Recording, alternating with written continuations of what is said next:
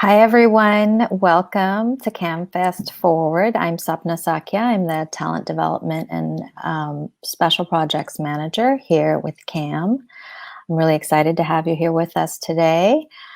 You just watched a short series called Beyond Magic, featuring 3 films: Magical Messages, We Were Made for These Times, I Take My Place, Between the Lines, and Safe Among Stars. We'll be speaking with the directors for all these films and as well as an actor from one of them.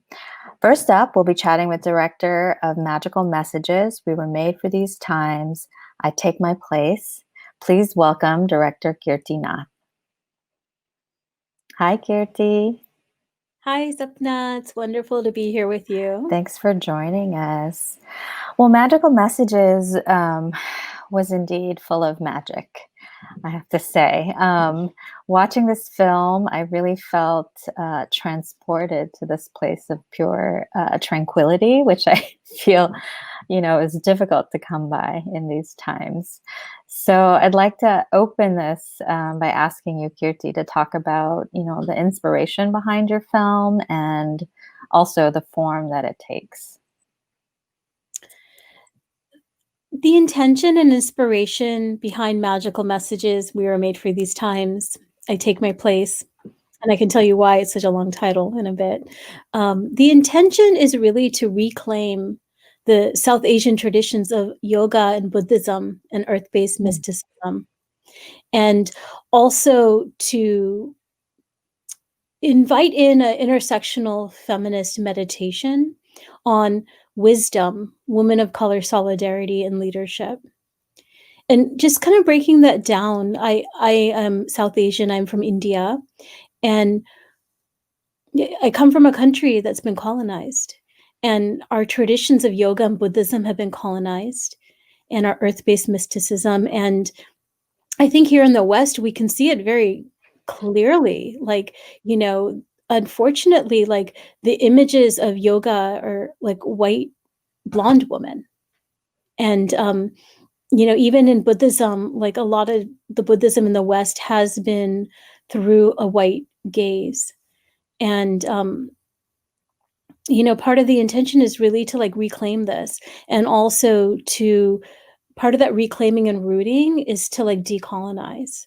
So much of that inspiration was to offer and anchor this like from a South Asian perspective. So when we're talking about like certain qualities of yoga and Buddhism, like even in like I Take My Place, there's so many intersectional layers coming into place from the wisdom traditions. But some of them might be wise view, right? Seeing things for how they are. And part of colonization that's not just for my lineage, but for so many lineages, is to say that, our bodies are not part of the rhythms of the earth, like the moon and the sun, and like the water and the waves. And, the whole project of the scientific revolution, right, the industrial age, was to tell us that we are not magic, that we are not divine. And so part of this reclaiming is this meditation and exploration and remembering of these qualities. And so that's also why it takes like the form where it's meant to invite us into that vortex, into that remembering. So I'll just pause there. That's lovely. Now, maybe you can explain to us the title. And I actually, until today, didn't realize there was a third portion to the title. Can you explain that a little bit? Yeah. So this film is it exists on its own, and it'll be in conversation. This is part of a longer film, right? So there's going to be a series of films. I said the number 8, right? It's very auspicious in my perspective, but who knows how many. But the idea is to have like 8 shorts that explore different tenets of yoga, Buddhism, and the earth-based mysticism. So I Take My Place is the first one. And of course, the films will be standalone, but maybe it'll be, my first feature. We'll see. And just to give a glimpse at something I'm thinking about is, because all the films, part of in yoga and Buddhism, even South Asians, we're erased, right? So part of this is like in every vignette, there is going to be a South Asian voice. And my hope is to have like, different diverse voices. This one happens to have an author, Chitra Banerjee Dirvokani. And like the next one, before Kamala was the VP candidate, hopefully our vice president, I was thinking of taking one of her quotes and so on and so forth. So, and also maybe the next one might be exploring some of the concepts like brahmacharya, like energy management and like kind of wise view, wise action. But again, in this like more even tuned in with the earth-based mysticism, like in this way where we're really tuning back, remembering our rhythms. Wow. The number 8 too, I think is a good one. Well, specifically in Buddhism, it kind of references the Eightfold Path, right? So I didn't know all that. That's wonderful. And I mean, what did you create this piece during the pandemic? How did this come about? Was it fully formed, in the way that you've explained it to us? Or talk to us a little bit about that process. Yeah. So, and we'll talk a little more about this later, but I've been dreaming, and the dream has been coming through me to make, I do a lot of films about women's leaderships, and specifically I uplift women of color. And I have like a series called Women of Color Walking Us All Home. And then also like in this one, and then also there was like We Were Made for These Times. And so for this series, the magical messages We Were Made for These Times has been marinating for years. And I've been collecting footage for years. And the footage featured here is partially from pre-pandemic in 2019. I feel so far away. And then also, since we were sheltered in place, like my partner and I, we would take a lot of walks. Like we live in beautiful Oakland. There's so much beautiful terrain here. And so I would actually constantly like take footage while I was on walks. And so some of the footage was collected during the pandemic. And also because I really wanted to take some pause and reconnect with some of the earth-based mysticism. And so like during the pandemic, I really got closer to like the intimacy with nature and, having like conversations, like as I was like walking along the paths with trees. And while for a long time, like pools were closed, we would swim in the beach every week. Right. So I literally would be swimming in the ocean and asking her to remind me of our connection. So there's a lot that actually, while it's been marinating for a long time, like it really found its form during the pandemic. And also feeling like, people who know me, I make magical messages all the time, but like now is the time to be like, this is part of the medicine I think we need for our healing, for our remembering of our interconnectedness. And that's mostly why like it's emerging at this time, because I also am hoping this, the next Buddha will be the Sangha, right? So like this is part of the medicine, I think, for us to be part of the revolution, to be like we were the ones we were waiting for and we were made for these times. That's beautiful. So we're going to unfortunately have to wrap up, but let us know where we can find magical messages elsewhere.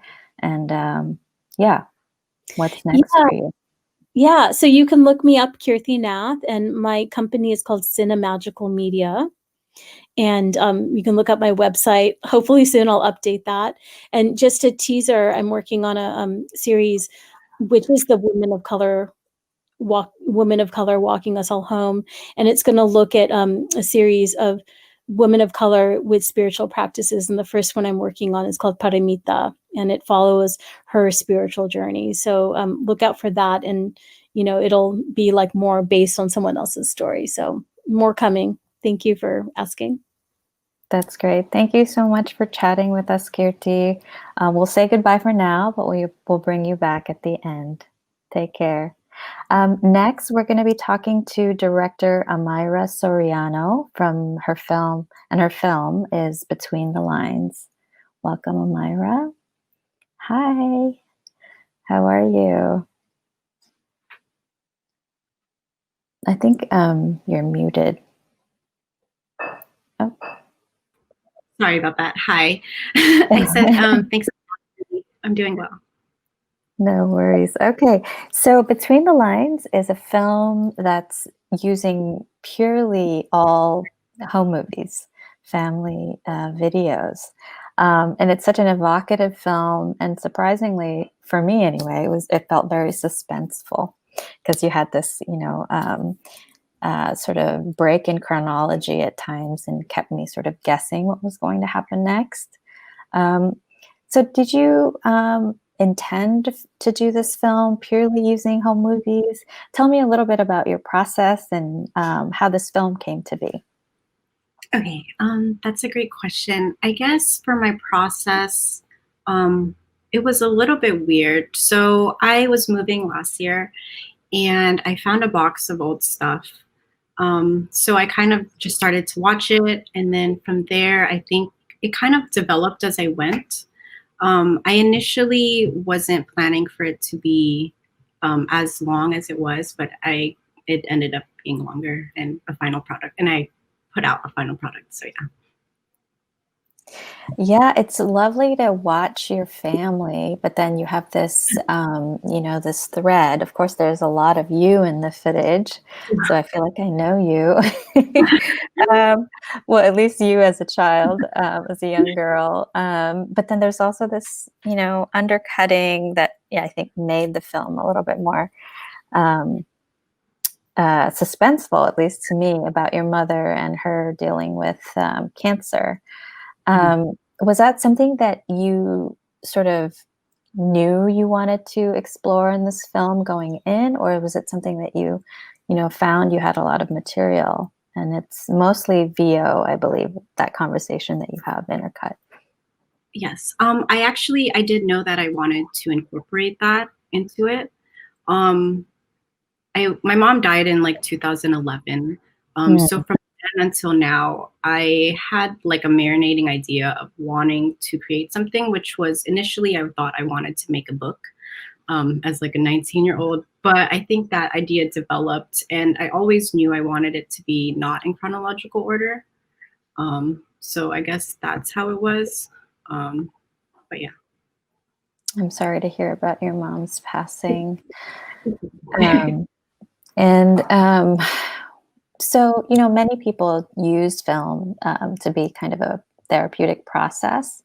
What was it like for you? I mean, it must have been, and I guess maybe I should also ask, what was the trajectory, the timeline that you were working on the film? Was it, after your mom had already passed away?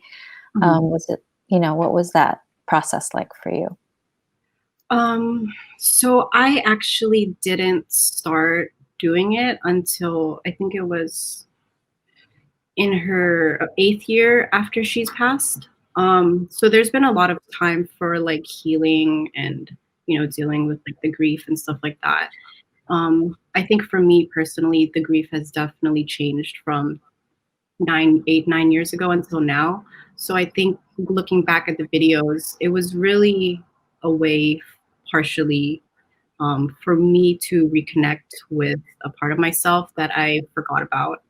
I think in growing up, we often lose track of things that matter. So like between work and like relationships and like trying to like adult, who we are or who we become kind of meshes into the future, and then who we were kind of gets left behind. And I think it's that part of us that sometimes we may have to reconnect with.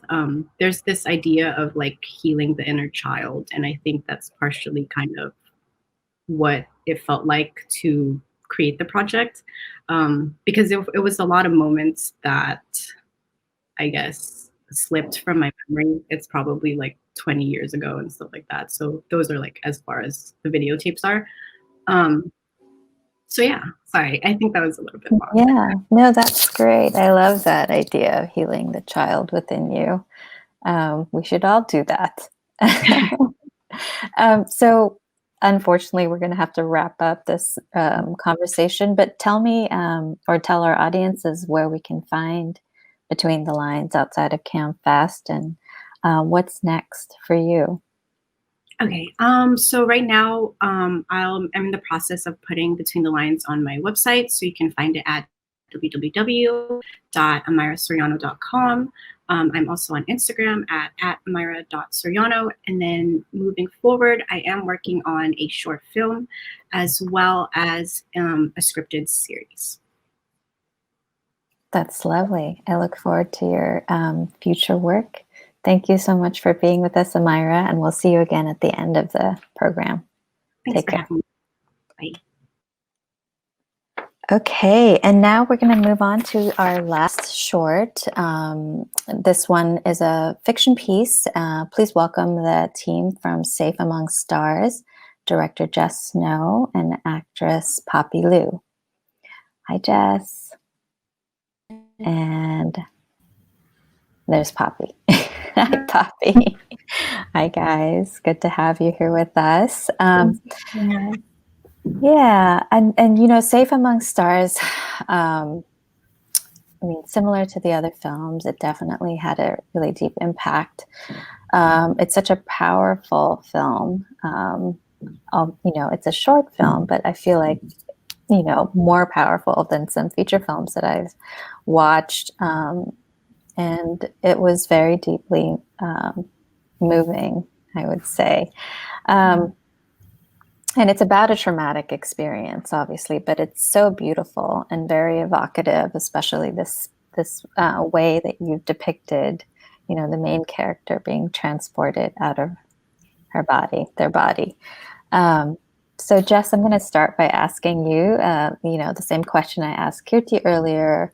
What, if you could talk a little bit about the inspiration behind the film and your process of creation and, you know, I guess ultimately the form that the film takes.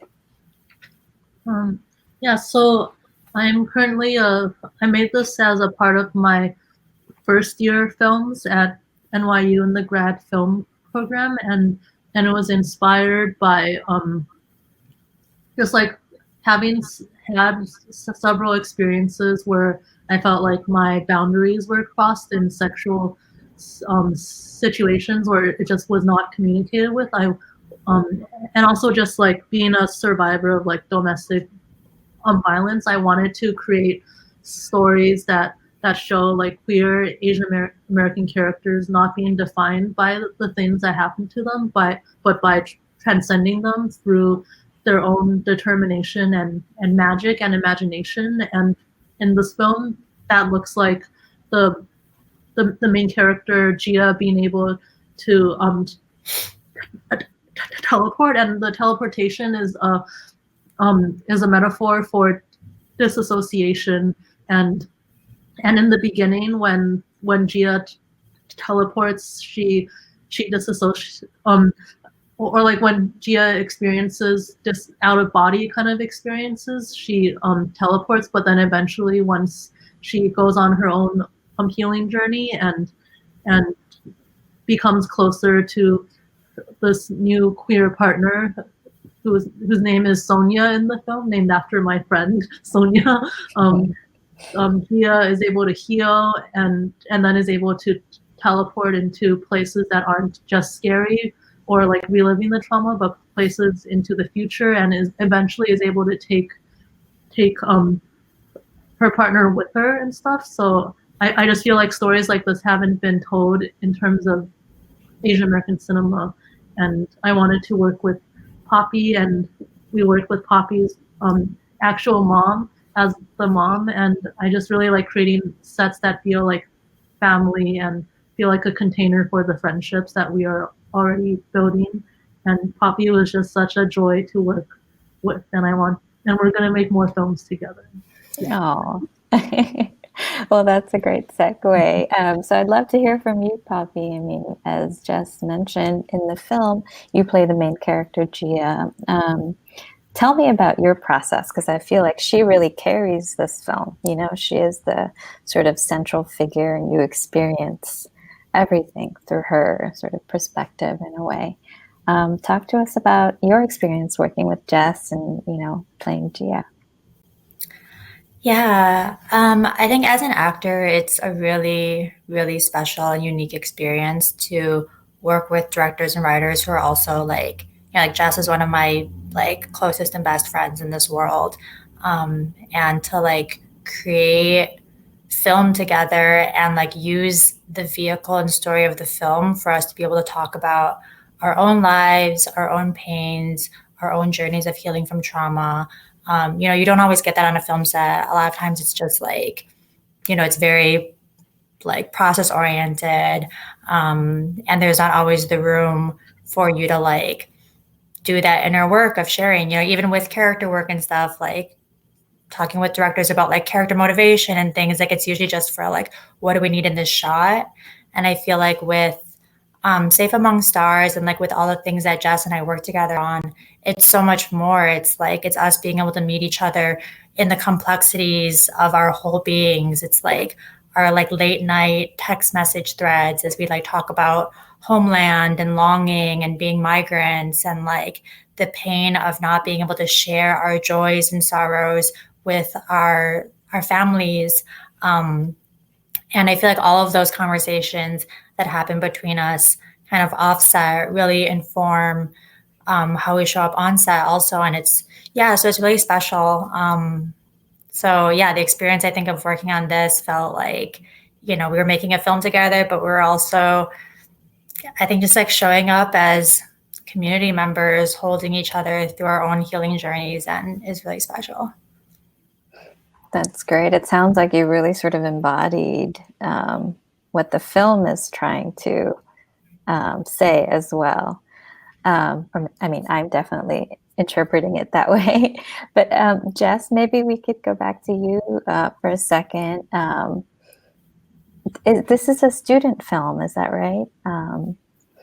Tell me how you created, because it feels like a super high budget experience. Anyway, that's how I saw it, because because it's so difficult to create that intimacy, and you really, I feel like, succeeded in creating this like alternate world for Gia, where she escapes to, and it was like, I want to go there. It looks so beautiful and lush, and and you at this place where you feel safe and you can be whoever you are, right?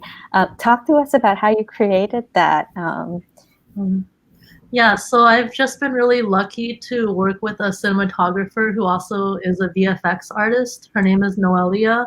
She was also a first-year student at this time, and she also did the color correction and basically the monstera leaves that have been multiplied. It was Poppy just lied on the bed with like maybe 12 leaves, and then Noelia like duplicated them and then like just made it look like this really smooth panning shot. And then I'm very happy that you think this looks high budget, because it was very low. It looks amazing. Extremely low. A lot of like people donated, and I just paid for most of it out of pocket. But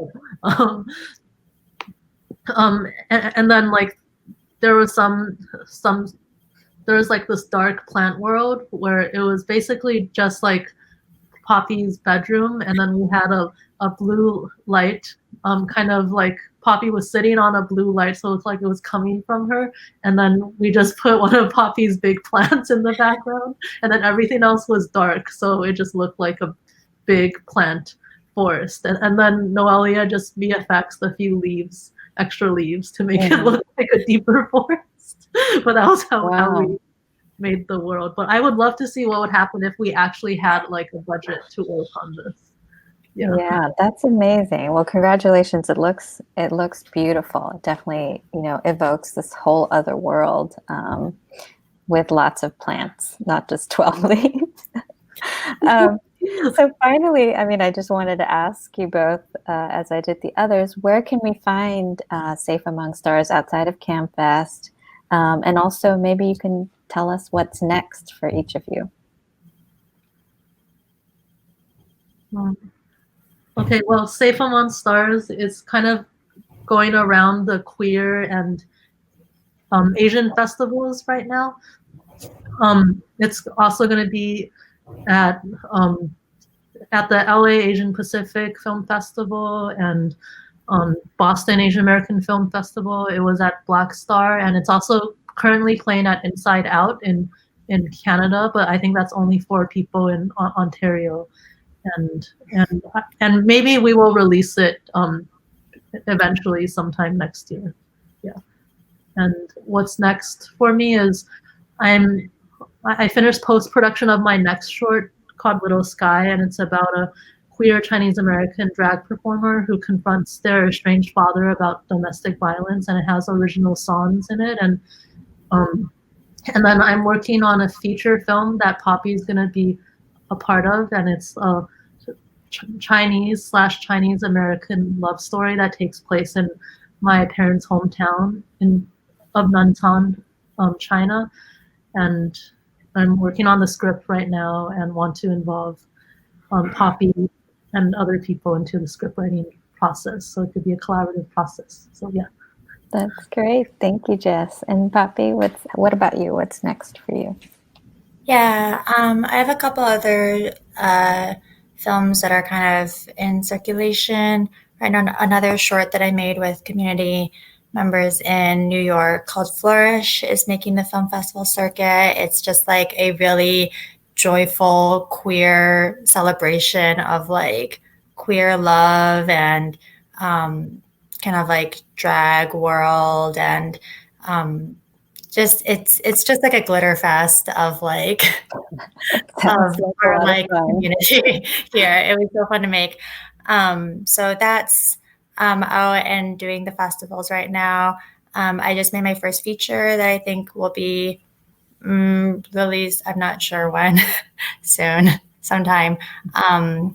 And in addition, and then the feature with Jess too, which is again really special to be, I think, invited as an actor in like the story creation and writing process, which is really great. And then in addition to acting, I also am very active with reproductive justice work. I'm on the board of an organization called Sister Song Women of Color Reproductive Justice Collective.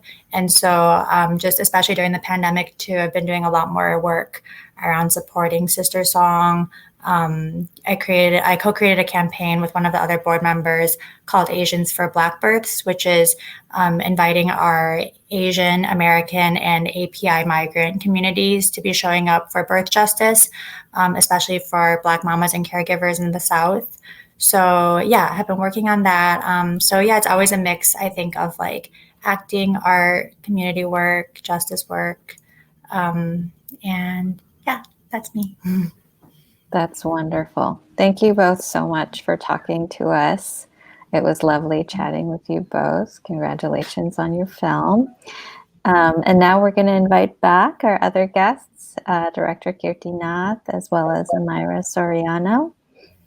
Thank you all so very much. It was such a pleasure to talk to you all and to watch all of your films. There was definitely, a magical thread between all of them. And also it feels like this thread of being able to heal oneself. So thank you all so much for creating your work, and thank you for being here at CAAMFest. Thank you so much. Thank you. Thank you. Thank you everyone for joining us for this short series for CAAMFest. Please make sure to check out other programming at CAAMFest Forward. We also have a CAAM symposium panel that's happening on October 15th, which will talk about the state of Asian American documentary film, present and future. And if you enjoyed CAAM and enjoy other CAAM programming and feel like you would like to support, please feel free to donate. You can find information on the CAAMFest, on the CAAM website, at caammedia.org. Once again, thank you so much for joining us, and see you again soon.